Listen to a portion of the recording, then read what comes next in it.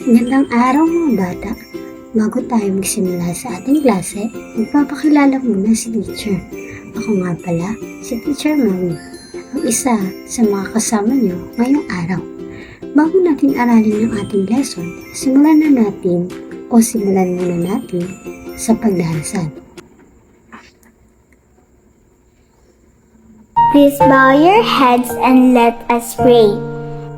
Angel of God, my guardian dear, to whom God's love commits me here. Ever this day be at my side, to light and guard, to rule and guide. Amen.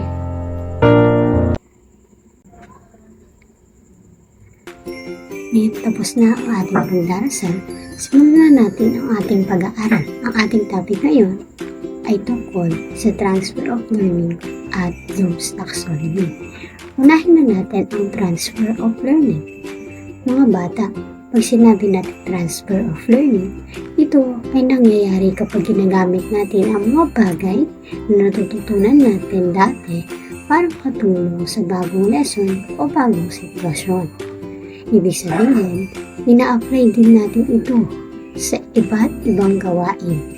For example, kapag natututo tayong magsulat ng letters, mas madali tayong makapagsulat o bumuo ng mga sentences. Kapag natuto ka namang magbilang, magagamit natin yun sa math activities, pagbili ng candy sa tindahan, o kahit sa pagbibilang ng laruan. Importante ang transfer of learning because it helps learners use their knowledge in real-life situations. Hindi lang siya pang classroom, kundi nagagamit din siya sa bahay, playground, at pang-araw-araw ng buhay. Ngayon, may 4 na uri tayo ng transfer of learning. Ang bawat type ay nagpapakita kung paano nakakatulong o minsan nakakahadlang ang dating nating natutunan sa bagong learning experiences. These 4 types helps us understand how students connect old knowledge to new lessons and situations. Sometimes learning becomes easier, but sometimes old habits can also create confusion. Unahin natin ang positive transfer. Positive transfer happens when the previous learning helps improve new learning. Sa madaling salita, nakakatulong ang dating mong kaalaman para mas mapadali ang bagong task. Kapag may foundation ka na sa isang skill, mas mabilis mong maiintindihan ang lesson. Kaya importante ang practice at previous experiences. Halimbawa, kapag marunong ka nang magsulat ng letters, mas madali ka nang natututong magsulat ng words. Kapag marunong ka nang mag-color inside ng lines, mas madali kang matututong mag-drawing ng mas maayos. I-apply natin siya sa classroom. When teacher asks students to trace the shade, since alam na ng learner yung shade dahil na-practice niya na yung dati, or natuto na siyang maghawak ng lapis, mas maayos din ang magagawa yung tracing activity. Pangalawa is the negative transfer. When we say negative transfer, ito ay nangyayari when previous learning interferes with new learning. Ibig sabihin, minsan ang nakasanayan natin gawin ay naging dahilan para mahirapan tayo sa bagong lesson. Hindi naman ibig sabihin na mali ang dating natutunan, pero minsan iba ang rules o paraan sa bagong task kaya nalilito ang bawat isa. For example, sanay kang magsulat sa malaking letters, kaya nahihirapan kang gumamit ng mga small letters. Sa classroom situation, when a learner is used to continue or counting using fingers lang, kapag inintroduce mo sa kanya yung number blocks, nahihirapan mo na siyang gumamit ng bagong strategy. The next one is the near transfer. Near transfer happens when the old learning and the new situation are very similar. Magkahawig ang dalawang activities kaya madaling malilipat ang natutunan. Usually, Near transfer happens kapag halos pareho ang skills, materials, or instructions. Example, natututo kang magbilang ng candies, kaya kaya mo rin magbilang ng crayons. Natututo kang magbasa ng short words sa flashcards, kaya kaya mo rin magbasa sa mga storybook. In classroom situation, students practice identifying colors using balls. Later on, they can also identify colors using pictures because the task is very similar. And then the last one is fire transfer. When we say fire transfer, ito ay nangyayari when learners used their knowledge in a very different situation. Kahit hindi pareho ang activity, nagagamit pa rin nila ang kanilang natutunan. This type of transfer shows true understanding because learners can apply lessons beyond the classroom. For example, natututo kang mag-share ng toys sa school, kaya nag-share ka rin sa bahay. Natututo kang maging kind sa classmates, kaya mabait ka rin sa neighbors as well as sa mga family members.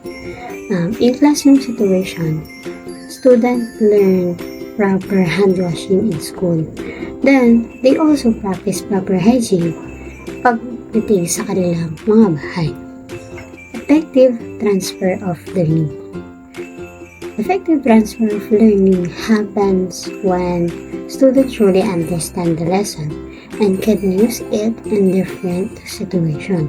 Mas nagiging effective ang learning kapag naiintindihan ng concept, may practice, at konektado sa real-life experiences.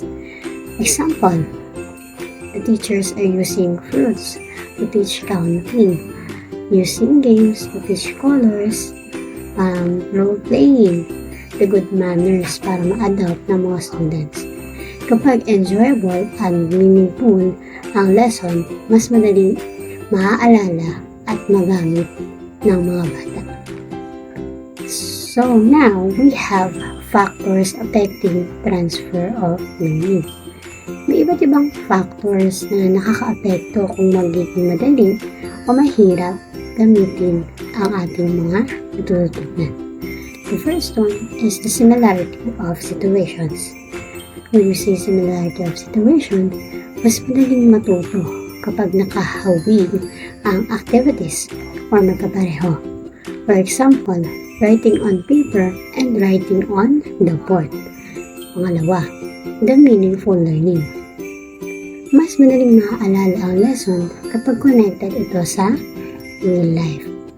For example, gumagamit tayo ng toys or food during counting activities. And the third one is about practice and repetition. No? Sinasabi dito na the more we practice, the better we learn. For example, yung mga bata, tinuturuan natin sila ng daily alphabet, writing practice. Then the fourth one and the last is the learner's experiences. Nakakatulong ang previous experiences ng mga bata. Okay, for example, yung bata na gusto mag-drawing, matututo siyang mag-color sa iba't ibang activities ng mas mabilis. Next, why is it important? Transfer learning is very important because it helps students use what they learned in real life. Hindi sapat na alam lang natin ang lesson. Mas importante na nagagamit natin ito sa araw-araw. Example, nag-count ng money habang bumibili, reading signs and labels, following classroom and house rules. No? Sinasabi na when learners can apply their knowledge in different situations, mas nagiging meaningful or useful at long-lasting ang learning. That's why transfer of learning helps children become smarter, more independent, and more prepared for everyday life. day everyone. So for my assigned topic, I will be discussing about the Bloom's Taxonomy of Education Revised. So bale, titignan natin dito kung paano nga ba natin kinaklasify or nakaklasify ang levels ng pagkatuto mula sa pinaka-basic hanggang sa pinaka-complex na paraan ng pag-iisip. Kilalanin muna natin ang tao sa likod nito. Sino nga ba si Bloom? Siya si Benjamin Samuel Bloom. Siya ay isang American educational psychologist noong year 1956. Pinangunahan niya yung paggawa ng framework na tinatawag natin Taxonomy of Educational Objectives. So basically, ang taxonomy niya ay ginagamit para i-classify yung mga learning objectives based sa complexity nito across the three domains, which is yung cognitive, affective, at psychomotor. Dito natin makikita kung anong skills at competencies ang dapat ma-develop sa mga learners. Pag-usapan naman natin kung ano nga ba itong Bloom's Taxonomy. Isipin nyo, isa siyang hierarchy or para siyang stairs ng pagkatuto. So, hindi ka pwedeng mag-jump agad-agad sa mahirap na part kung hindi mo pa natututunan or napapas yung pinaka-basic. Gaya ng nabanggit ko, may 3 domains ito. Pero for my part, magpo-focus tayo sa cognitive domain or yung aspeto na may kinalaman sa ating pag-iisip. Ngayon, ano ba talaga ang sakop ng cognitive domain?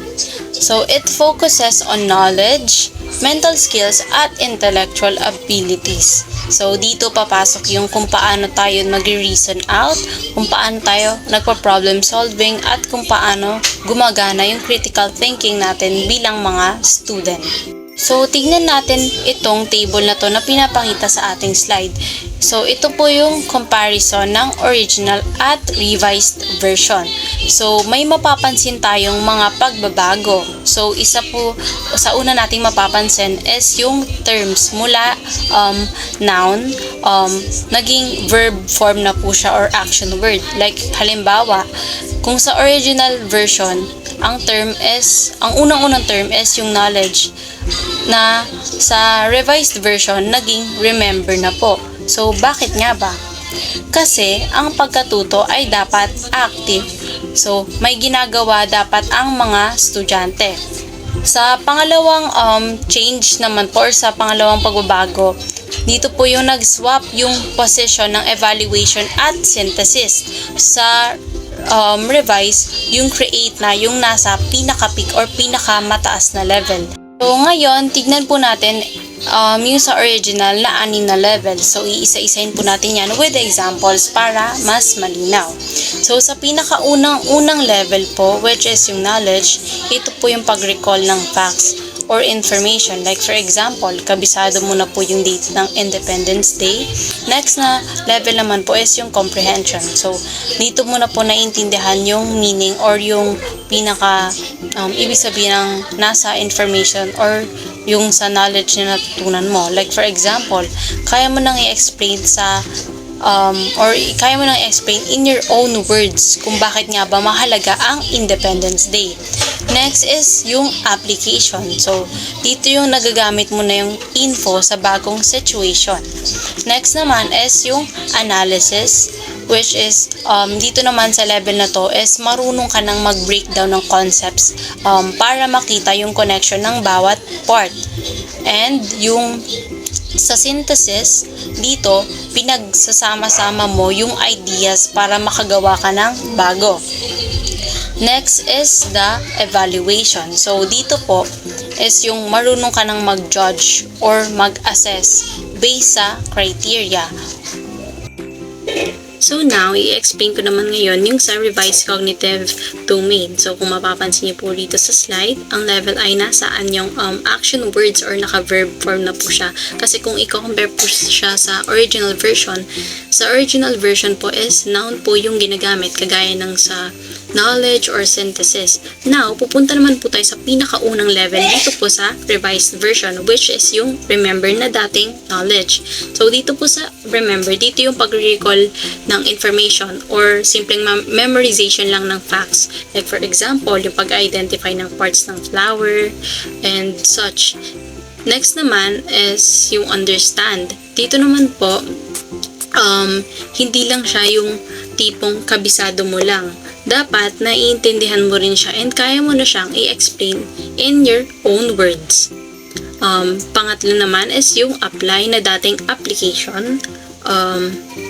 Dito naman po yung learning by doing. So, ginagamit mo yung formula, like for example, ginagamit mo yung formula sa math para isolve ang isang actual problem. Next naman is yung sa analyze na dating analysis. So, dito, hihimayin natin ang parts. So, titignan natin kung paano nag-uugnay ang bawat info, kung parang pagko-compare ng dalawang theories. Next is yung evaluate. So, ito yung malaking difference, or sa original, ito yung dulo, pero sa revise, sa level 5 na lang siya. So, dito tayo gumagawa ng judgment or critic based sa criteria. Next is yung create na dating synthesis. So, dito naman po, ito na yung pinaka-top or yung pinaka-peak na level sa revised version. So, dito na po papasok yung pagiging creative ng isang students kung saan makakabuo na siya ng original product or design or bagong idea based sa lahat ng natutunan niya. Magandang araw mga bata. Kamusta kayo ngayong araw? Ako ay sobrang excited na makita ang inyong mga nagniningning na mga mata. Bago tayo maglaro at matuto, magpapakilala muna ako. Ako si Teacher Princess.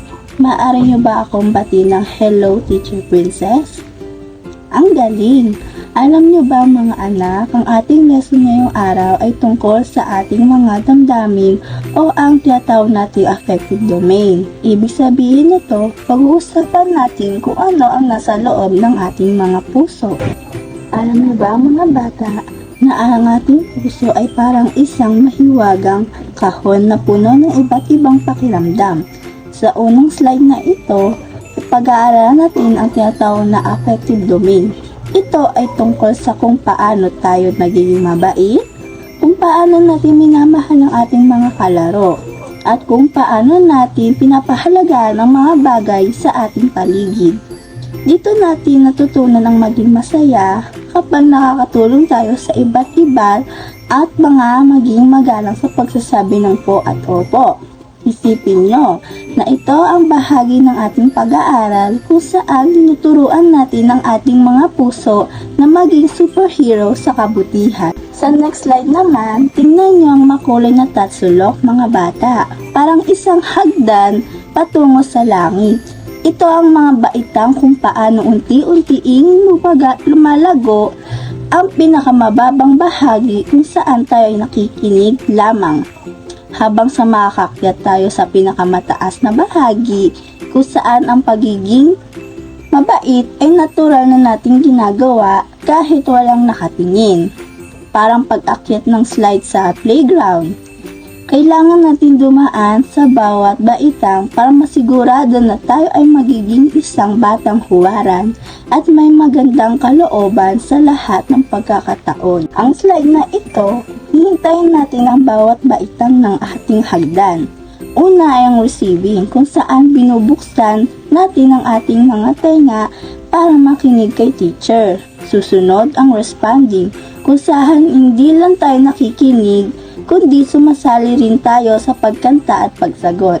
Pagkatapos, darating tayo sa valuing at organizing, kung saan nararamdaman natin na mahalaga pala maging matapat at sinusubukan nating ayusin ang ating kilos. Ang hanguli ay ang characterizing, ang pinaka-espesyal sa lahat dito. Ang pagiging matulungin at mapagmahal ay bahagi na ng inyong pagkatao. Ikaw na ang batang laging handang tumulong sa kaibigang nadapa na hindi na kailangan utusan pa. Next naman mga bata. Ngayon naman gamitin natin ang ating mga kamay at paa. Ang psychomotor domain ay tungkol sa ating mga galaw. Isipin niyo ang inyong paboritong laro, tumatalon, tumatakbo, nagugupit ng hugis bituin, o bumubuo ng kastilyo gamit ang blocks. Lahat ng ginagawa ng inyong katawan para maging maliksi at matatag ay bahagi nito. Ito ang paraan para turuan ang ating mga kaalaman na sumusunod sa ating isip, gaya ng paghawak ng lapis ng tama o ang pagsipa ng bola ng diretso sa goal. Tingnan Alam nyo naman ang panibagong tatsulok nito mga bata, mula sa pinakailalim ng perception hanggang sa pinakatutok na origination. Pinapakita nito kung paano tayo nagiging eksperto sa isang kilos. Sa simula, baka dahan-dahan lang tayong gumagalaw dahil tinitingnan pa natin kung paano ito ginagawa. Pero habang tayo nag-iensayo, ang ating mga katawan ay nagiging mas mabilis at mas mahusay hanggang sa kaya na natin gumawa ng sarili nating mga sayaw o kakaibang para ng paglalaro na tayo ang mismo ang nakaisip. Sa slide naman nito, paano nga ba tayo nagiging magaling sa isang bagay? Una, pinagmamasdan natin ang ating mga magulang o guro sa perception. Susunod, inihahanda natin ang ating sarili sa set. Sa guide and response, sinusubukan natin gayahin ng kilos habang may umaalalay sa atin. Parang pagbibisikleta na hawak ni Daddy, ang likod ng bike, habang tumatagal sa mechanism at complex, overt response, nagagawa na natin ito ng mabilis at tama ng mag-isa sa huli. Sa adaptation na origination, tayo na ang master. Kaya na natin baguhin ang ating galaw o gumawa ng bagong laro dahil napakagaling na nating katawan at isipan. So next mga bata, bakit mahalaga ang Bloom's Taxonomy? Bakit nga ba? Dahil gusto natin maging pinakamagaling na version ng ating sarili, ang pag-aaral na ito ay tumutulong sa ating mga guro na gumagawa ng mga lessons na talagang maintindihan nyo. Tinutulungan din tayo nito na hindi lang basta magmemorya ng mga salita, kundi talagang mag-isip ng malalim. Parang isang explorer sa gubat, natututo tayo mag-imbestiga, magtanong at tumuklas ng mga bagong kaalaman sa biology at sa mundo na paligid natin. Muli, ako po si Teacher Princess. Hanggang sa muli mga bata!